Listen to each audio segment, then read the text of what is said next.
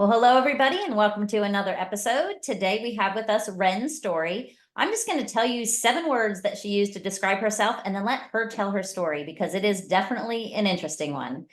So she is a neurodivergent adoptee, a mom of 6, a cult escaper, a domestic violence survivor, a chronic illness warrior, and a creator of Simply Being digital magazine. Welcome, Wren. So happy to have you here. Thank you. It's an honor to be here. Yeah, so obviously just giving those 6 words, 7 words, you've been through a lot. So tell us a little bit more about your story. Well, a big one was my very first introduction to life being an adoptee, and that really set the stage for the rest of my life. I was adopted within the church, so my babysitters actually adopted me. They helped my parents, a young struggling family, and didn't work out, and my babysitters ended up adopting me. And so I call myself the church baby because a lot of people were helping out my parents at that time. And losing my mom uh, caused me to kind of emotionally go on my own and to seek refuge in God, or, whatever I was being fed within the church. So I feel like church raised me. And being neurodivergent, um, having this um, just logic based towards life, and also just taking everything very literally, I just absorbed everything that they told me, and I took it literally, and wanting to be the good girl because of my adoption trauma. It was just a perfect storm, really, for me to go into extremism within the church.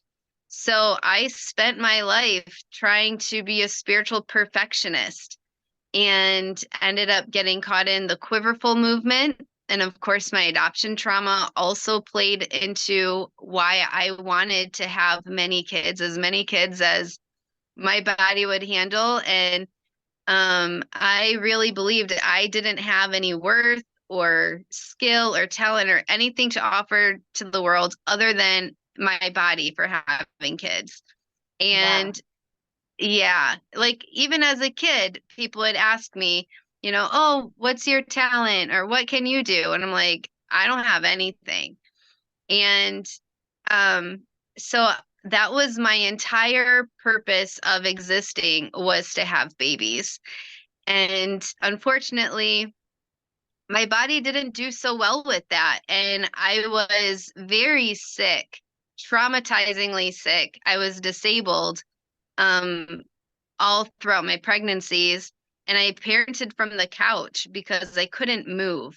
I was in and out of the hospitals having PICC lines and all of this stuff. It was very traumatizing, and not knowing what was going on with me with being neurodivergent, and also it's genetic, so all my kids are neurodivergent as well.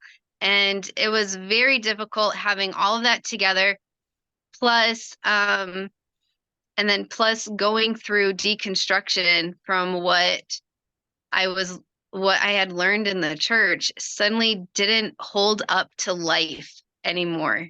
Life was just way too stressful, way too chaotic, and the foundations that I had learned were falling apart. And I needed to change my mindset and to adapt a new set of beliefs that would actually get me through life. Oh, And wow. yeah, and unfortunately at that time, because it was just all too much all at once, I ended up going through parenting burnout. And that is probably one of the scariest things that I've gone through, because I have such a fierce love and dedication to my kids, but my body was too exhausted to live for them or for at all. Excuse me. And being raised or being a part of that high control group and very infused with the patriarchy. It did not go over very well that I was going through burnout and also leaving the foundations that were in place at the same time. So I ended up going through a DV situation. At my lowest, when I was struggling to even stay alive, I went through a DV situation on top of that. Excuse me. So it was at a time where I didn't know if I was going to be able to raise my kids or not. And I was scared for them and scared for myself. And honestly, having walked away from the foundations, I needed to establish something in its place. So that's when I created what I have now, which is the declarations for different areas of life. And it is meant to be a safeguard from high control groups. Okay. And yeah, and at the time I called it Kaleidoscope. And it was more dedicated to me and my kids. And I tried to bring it out into the world, but no one knew what it was or what it was about. They didn't really understand it. I wasn't very clear myself. And so that flopped. And then COVID happened and I had to reorganize everything. Excuse me. And it came back as simply being digital magazine. So every issue goes through one area of life and one declaration to go with it. And these declarations validate our humanity and our existence and our individuality. And they're very empowering. And so I create these profile graphics for anyone who wants them. And they are all featured in the magazine. And I ask everyone who cares to answer the same question about the declaration and the area of life. So the first issue was about spirituality, and that and the declaration was simply being myself is allowed, valued, and worth it. Okay. And yes, so the question that we asked for that issue was how has your spiritual beliefs impacted how you feel about yourself and how you show up in the world? And that issue was phenomenal. Like the stories that came in, the answers were just so touching and, very unique, to each one's journey. But you can also see the pattern of our humanity strung through every single answer. Hold It on one was really second. cool. I'm sorry. Molly, stop. My dog is barking. Sorry about that. All right. My son's gonna take her out. Sorry. Will you shut the door? Sorry about that. You're good. You're good. So it's interactive. So people can just go to the website, look at the magazine, and then they see everybody's comments there. So they can get everybody's perspective on that. Yes. That's pretty cool. That's really cool. I have a couple questions for you. I don't mean to cut you off, but for the listeners, there's a couple things couple terms that you used. And I know like now neurodivergent, a lot of people have heard of that, but they're kind of like, what is that? So for people that don't know what that is, tell a little bit about that, because I know it encompasses many different things and you probably don't experience all of them. So Yes.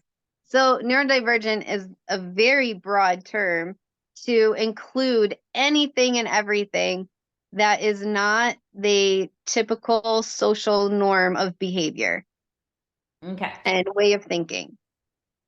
That can literally include any kind of trauma response. Um, so just being an adoptee would automatically put me in that category. Okay. But it's most people refer to neurodivergent to include like autism or ADHD or, something like that. PTSD, bipolar, any mental health issues can also go under that.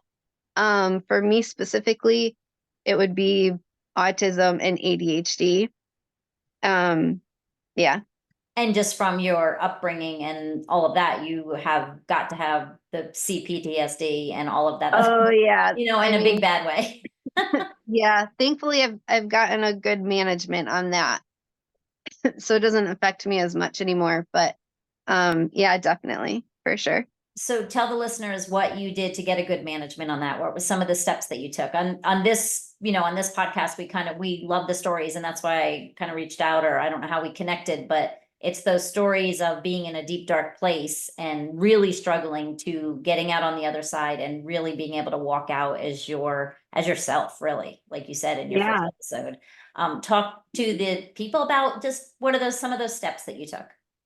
So, especially coming out of a high control environment, and for your specific audience, people who are victims, right? Of could be parents, even in family, right? There's a lot of high control in families as well.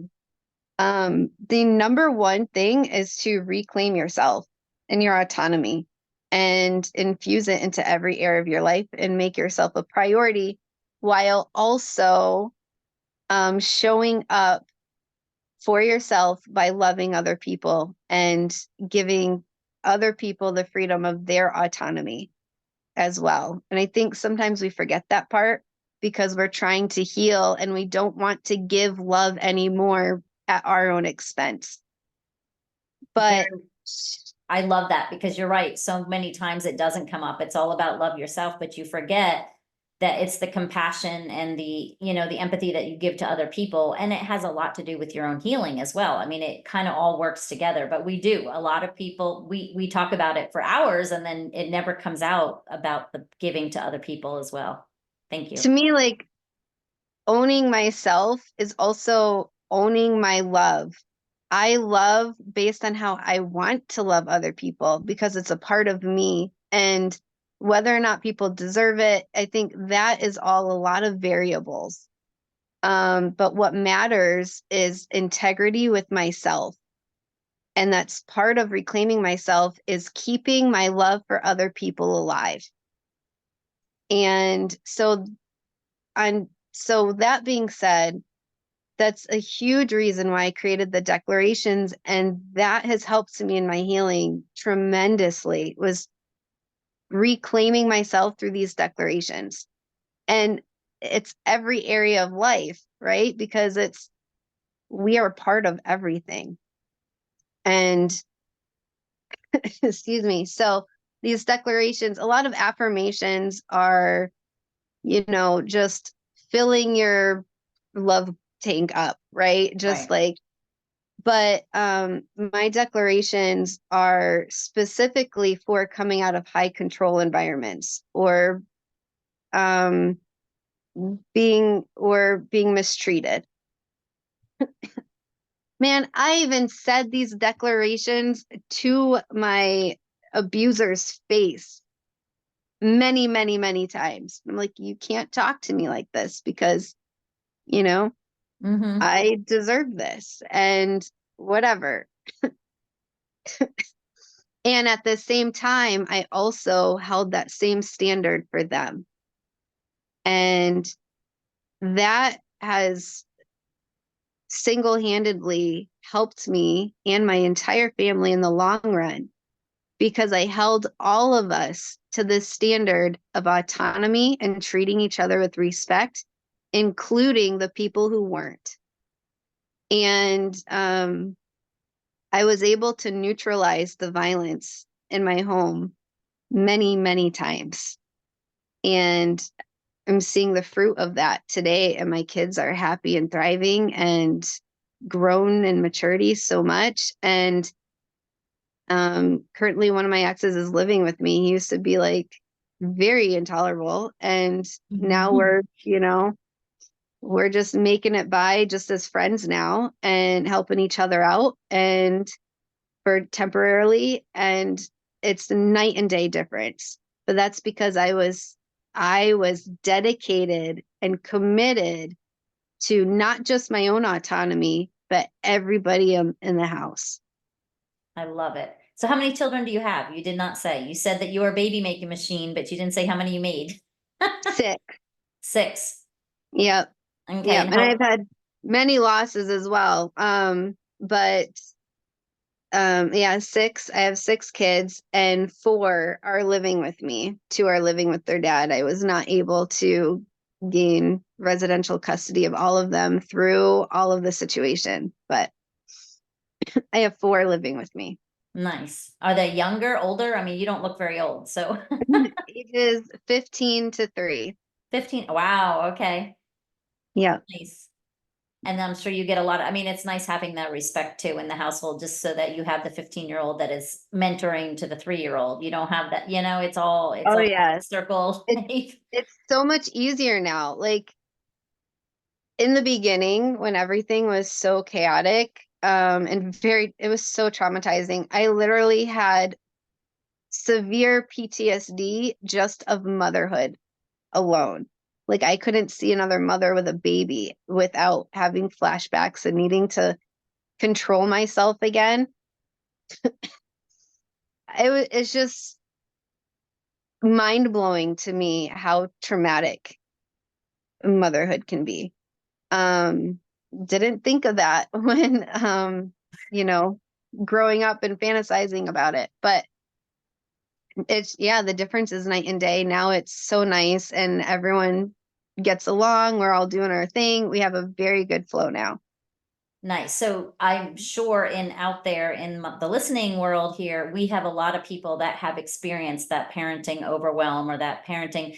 Talk about some of the things you did on a daily basis when you were in the midst of it, when you were just like trying to get out of it. Oh boy. I'm glad that I documented my sacred moments with my kids on Instagram because even when I was like literally dead inside and I don't remember a lot of the things, like I have a lot of memory loss from that time. And the looking back on my posts and stuff, it like triggers like, oh, I do remember that. And what I remember from that is trying so hard to fight my mind and my emotions to stay in the moment and just be grateful that I'm with my kids. Yep. And just remembering that, everything that you're going through right at this moment, it's just this moment. It's going to pass. You have to, Yep. I know Al-Anon and all the 12-step programs say, 1 minute at a time or one day at a time. Sometimes it's 1 second at a time. Let me just get through this 1 second and it's going to be better because everything passes. Everything changes, you know. Absolutely. And when they were all really little, we would actually be really good for a lot of the day, and then all of a sudden like just they all would just like freak out at the same time, or we'd have something break, or a spill, or and everything all at once, and it's like whoa.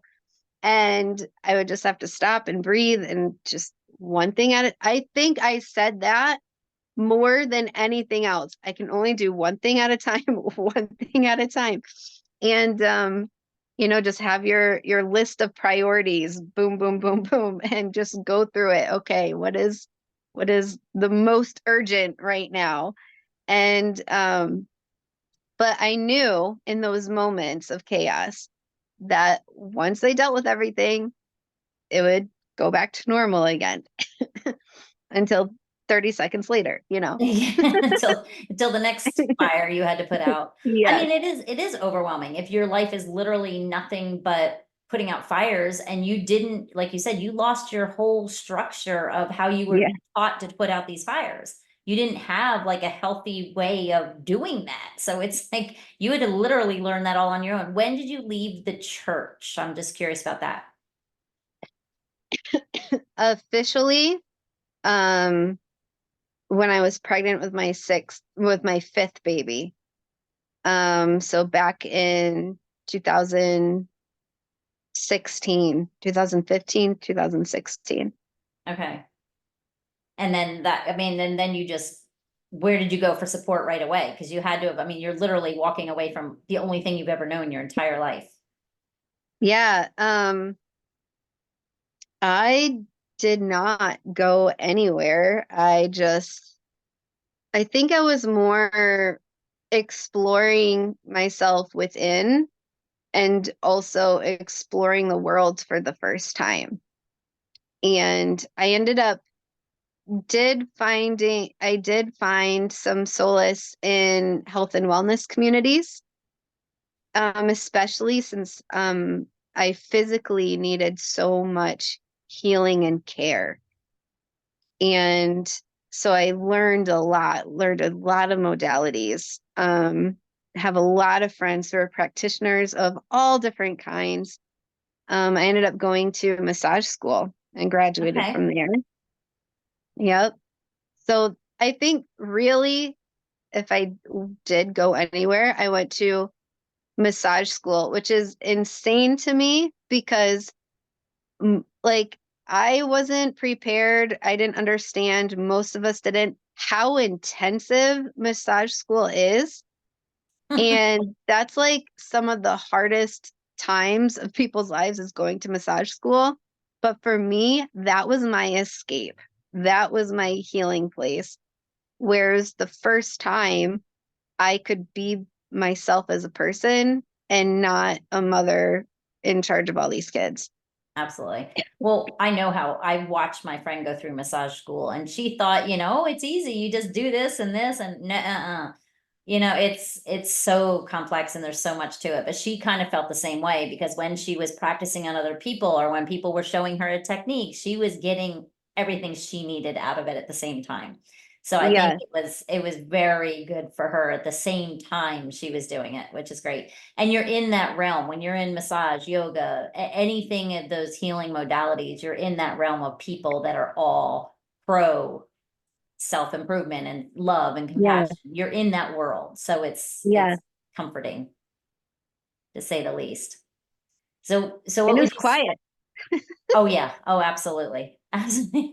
And you probably, yes, and coming from the chaos of 6 children, I can't even imagine. I ran a daycare.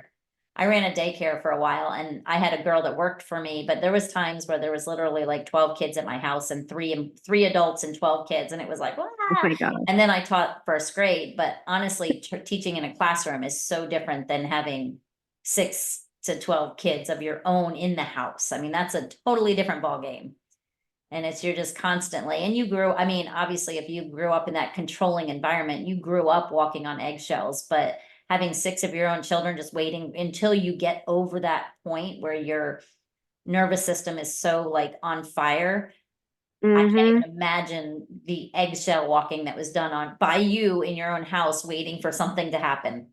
Yes, absolutely. I think that actually was a huge thing that I noticed in the difference of the aftermath of all of that when I was in massage school, because like my heart would never stop racing, and I was just like always waiting for like the next emergency. Mm-hmm. Yep.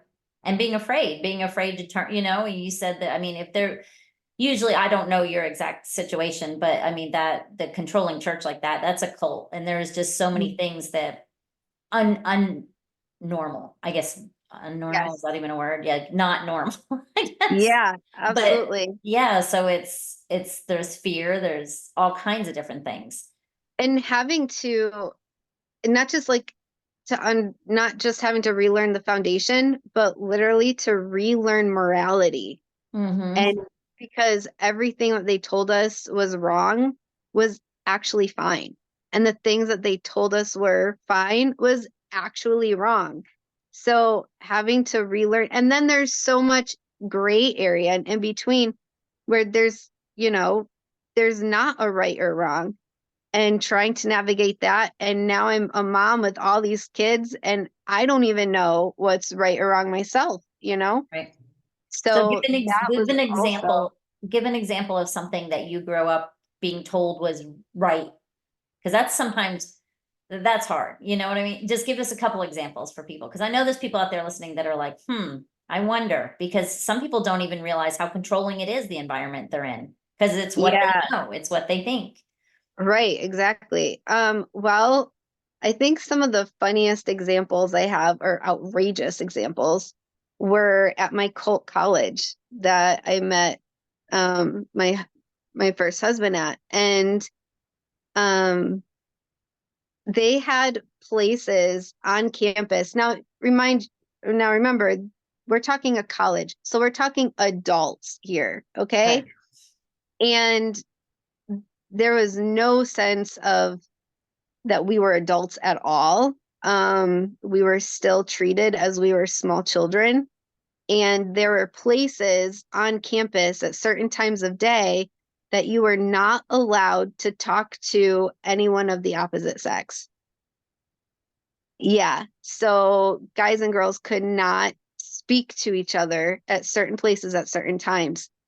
And I remember I was talking to my then boyfriend at the time and accidentally got caught up in this rule that I was completely unaware of. And someone came and talked to us and told us about the rule. And I was like, you've got to be kidding me.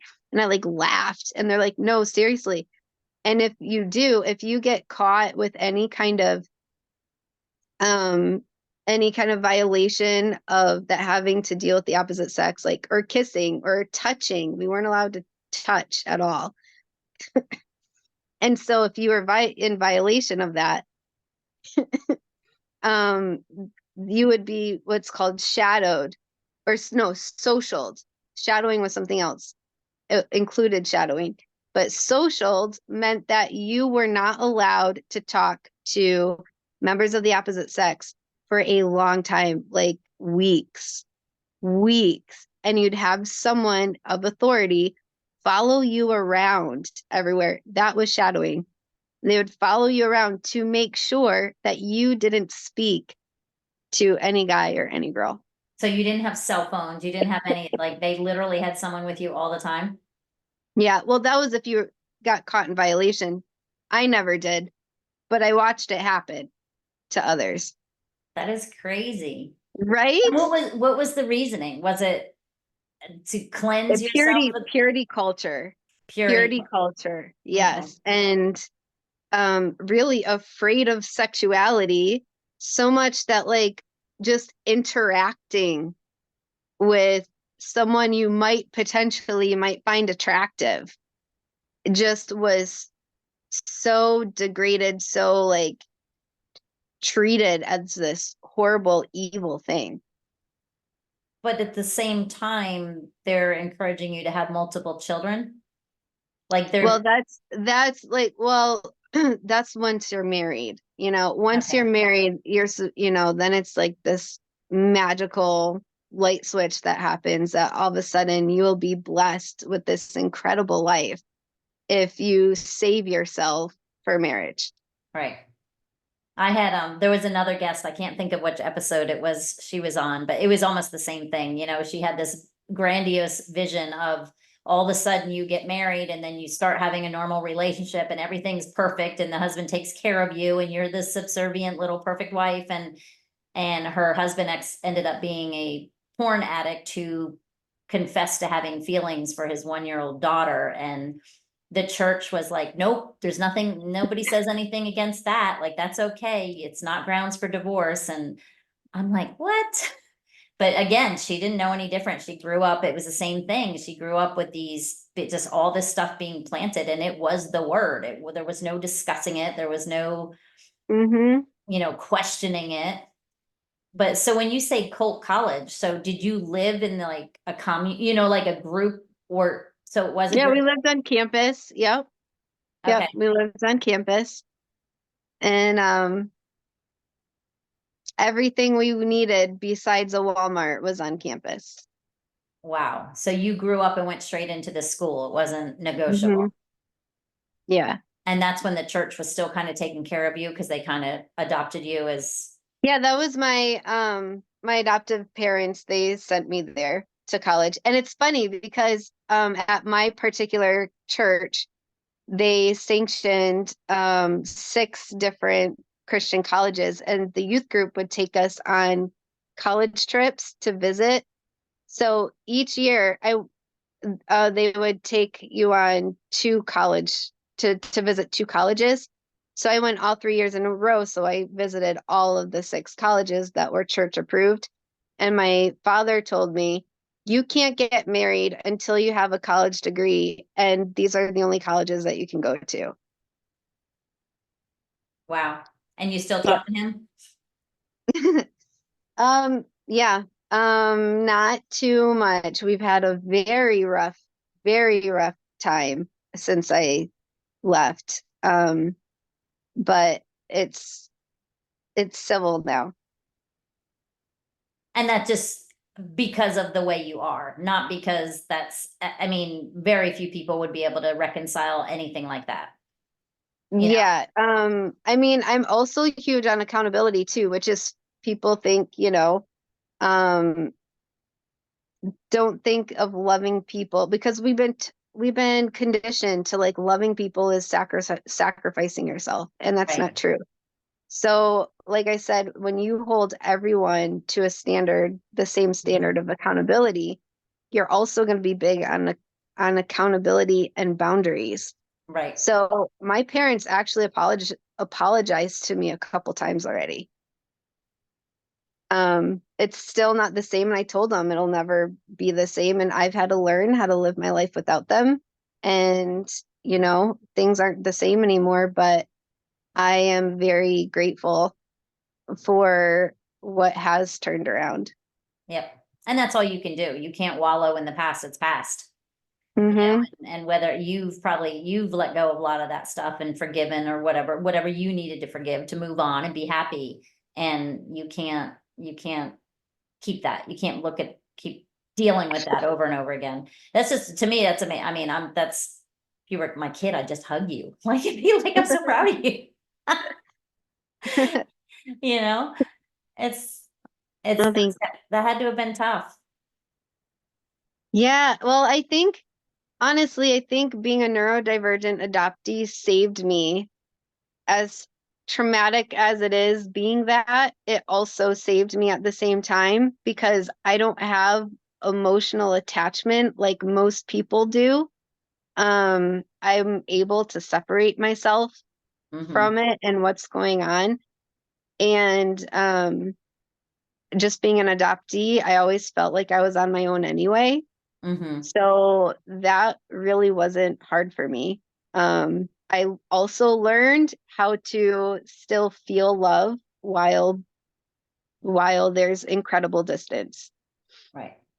So I think that has helped me in a way, and just being neurodivergent and how my autistic brain works, just being able to just go and adjust myself to whatever the truth is that's presented. I'm like, okay, I guess we're going over here now.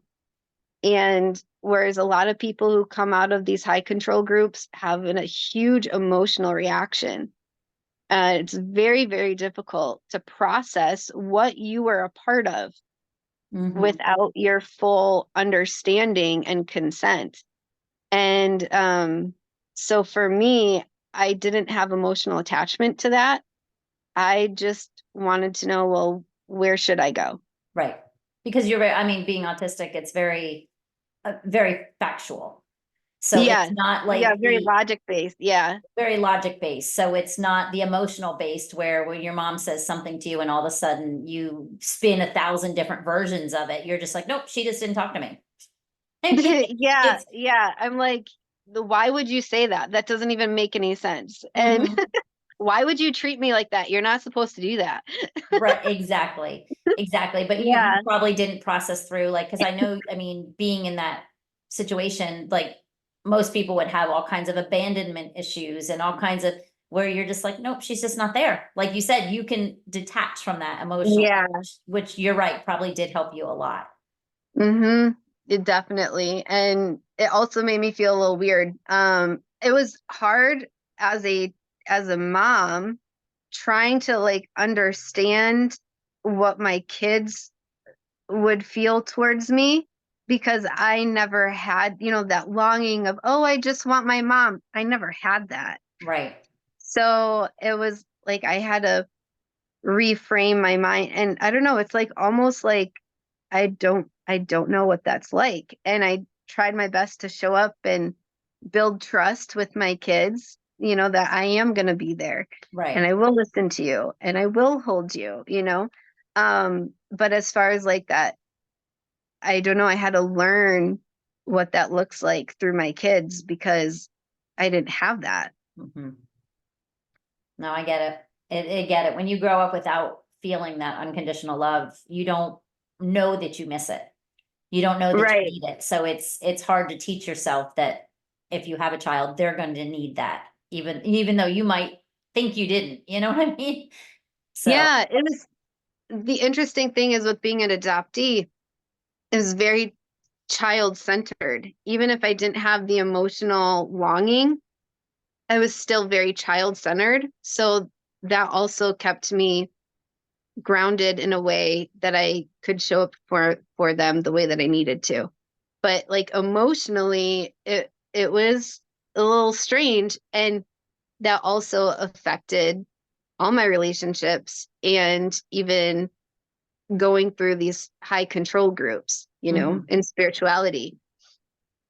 So what are I'm super curious because I'm gonna have to check out your magazine, but what are some of the other, like spirituality was the Yeah. first one. What were some of the Um, other topics just briefly yep. to intrigue people? Economy.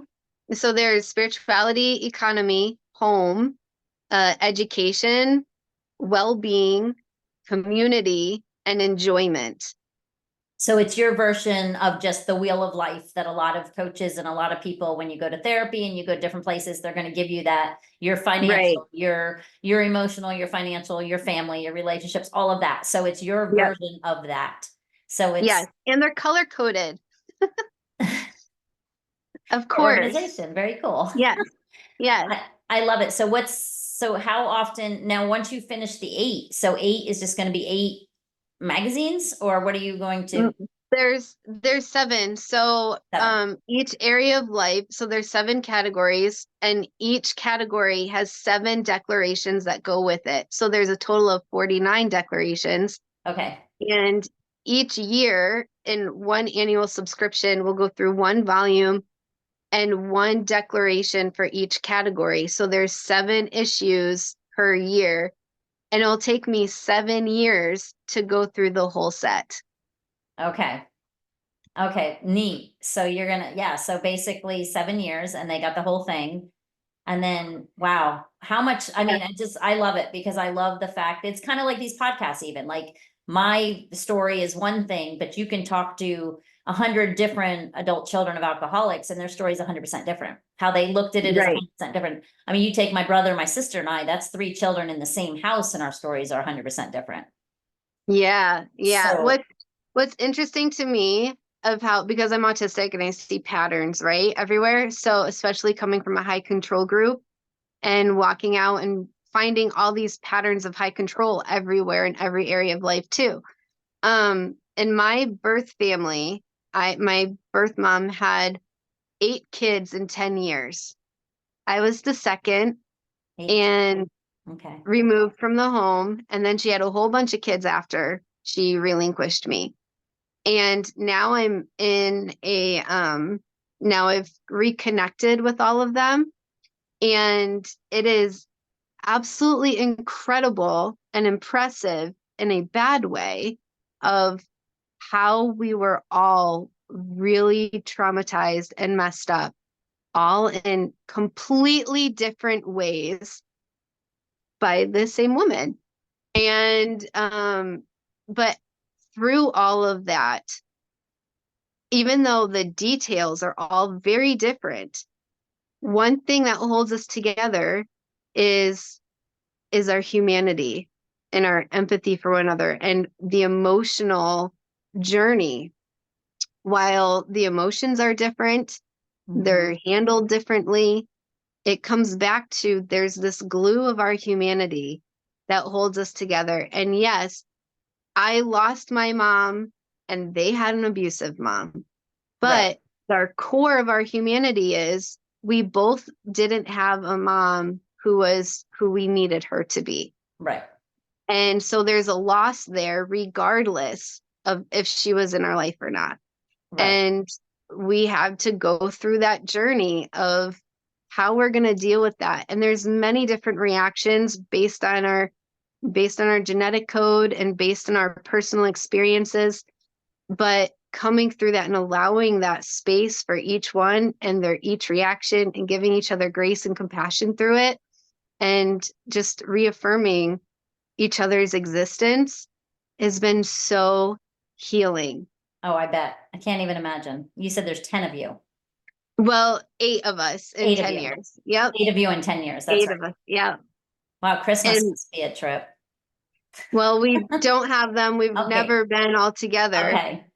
But it's, yeah, but just being able to talk to and connect to each one, it's been really amazing. And I do that. That's what I do in my magazine is what I'm learning in my talking with people is that even though the details are so different, we have this glue of humanity that holds us together. And I believe that we really can connect with anybody that we want to if we put in the effort and we have that empathy and compassion and we can truly connect with each other if we're open Absolutely. to And it. that's why I love your community that you're creating, because that's what it is. It's a community and people are all giving their perspective and it's just a massive support group. And I'm super excited to see where it goes. So what year, month, where are you at I actually am just new. So the first issue is out now okay. and working on the second issue. They come out every 6 weeks. Okay. And there's for the monthly subscribers, like you can buy annual subscriptions Okay. and that's pretty cut and dry. But the monthly is a little bit trickier because it doesn't come out every single month. It comes out every 6 weeks. So for monthly subscriptions, there's a bonus little mini magazine every month. So Oh, very cool. So if people want to reach out and get this, because I know that's what you want, that's what you're doing. That's where your message is being spread through this platform of your magazine. What is the best way for them to reach out and get you? well, you can find me on Facebook at Wren Story, or on Instagram at Simply Being Wren. My website is pennsite.com/x/Wren Story. Okay, and I will put all of that in the show notes so people don't have to write furiously as they're Yeah. listening to this or pull over the car, backtrack, But yes, thank you so much, Wren, for coming on. Thanks you. Well, thank you. I love it. And before you leave, I always have the guests leave the listeners with just some words of advice. What would you say if you could be talking to your newly healing person? Yeah. What I say to everybody with Simply Being is you are allowed, you are valued, and you are worth it. Amen. I love it. Love it. Well, that's it, guys. You heard from Wren. Thank you so much again, Wren, for coming on. And we're going to follow this magazine. We're going to have you back here in another year when you've wrapped up whatever it is. So I know you said 7 years to do the whole thing. So we're going to have you back again, maybe to talk about the next thing. So or next time, maybe we'll just talk about your 7 principles of the spirituality, and we can have you on whatever it is, because I enjoy the Yeah, that'd be conversation. awesome. Yeah, that would be Yeah. really cool as a follow-up. And then, yeah, I would love to do it for you and with you. I think it would be so great for the listeners. And for everybody else out there, there is an amazing story. And again, so much hope and healing. Thanks, and we'll see you in another episode. Thank you.